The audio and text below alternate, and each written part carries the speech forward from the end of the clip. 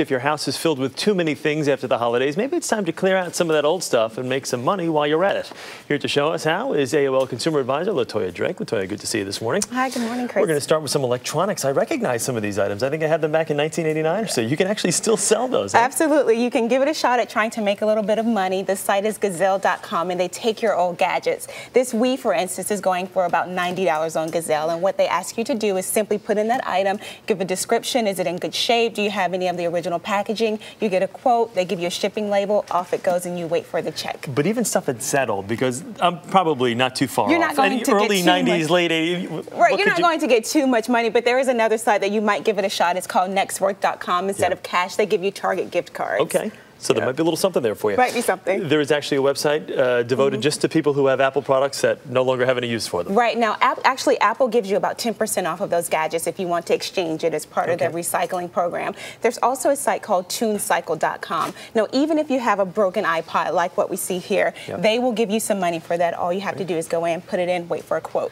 Cell phones. I've got a whole drawer full of these. Right. Now, the life cycle for a cell phone is about 1 to 2 years. We know cell phone companies give us new devices.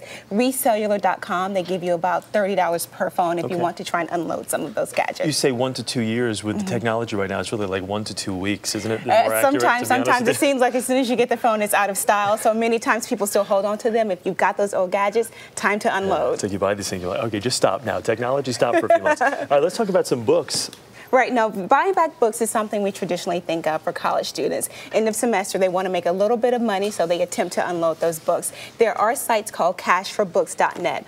All you need to do is enter that ISBN number. That is the number on the top of the barcode. You will then get a quote. You can send those books in. Again, many of these sites, they pay for the shipping. The same is true with these books as well. Great. Clothing? Clothing. Always a big item. There is a site called Plato's Closet. They're actually stores. You can go on the website and find out where they're located. You really take in your gadgets, your clothing, I'm sorry. I've done this before. You get a quote. This is for purses, shirts, clothes, anything. You get a quote on the spot. They give you cold hard cash. You walk out, you leave the clothing behind. Nice. Yes. Better than consignment, right? Absolutely. Children's toys. Children's toys. If you got too many toys for Jeff, the children. Marisol, you listen to this? Got too many over the holidays. What you do is threadup.com, head over to that site. You box up everything that you have, clothing, toys, games, send it back. The buyer then pays you for the shipping, so you just simply get to unload those toys. If you see something you like, you can do some shopping around as well. Which is such, I think, a big detractor for so many people have to pay for shipping a lot of times when they do it. This makes it really easy.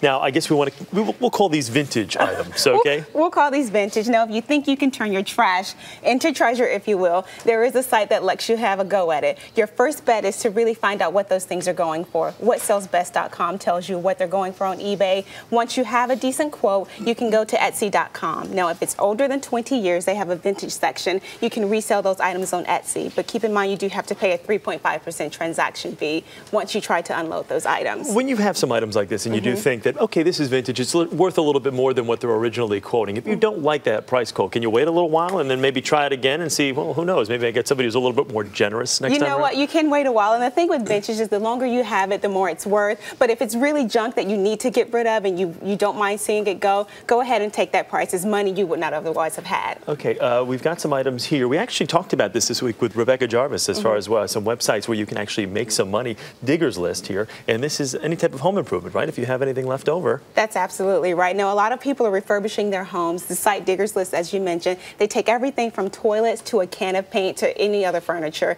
The site is available in about 40 cities. It is free to post those items, so if you no need to take a trip to the junkyard when you've got these items to get rid of. Especially if it's decent items, like you see here, like a toilet. Say you bought 4 toilets, but you only need 3 for the house, rather than throw it out. Everything, even the kitchen sink, is available for you to put up for grabs on Digger's List. Extra paint, wood, you name it, you've got it. And if you don't necessarily feel like donating something, there are some other options as well, correct? There are. Here's a good idea. You can organize a neighborhood exchange. The site to do that is patch.com. Not only in your city, it's in your neighborhood. You meet up with your neighbors. You get rid of things that you don't want. They do the same. Now, if you don't want to be bothered, don't want to take on anybody else's trash, if you will, the site freecycle.com, they encourage you to just log in and give up what you don't need. So it's like a neighborhood yard sale without having to sacrifice someone's yard. I like to call them a swap meet. Swap. Latoya Drake, thanks so much. Really good to see you here this morning. And for more information on how to sell your stuff, just go to our website, earlyshow.cbsnews.com. All the information is right there. Very informative this morning. Great to see you. Thank you, Chris. Thank you so much.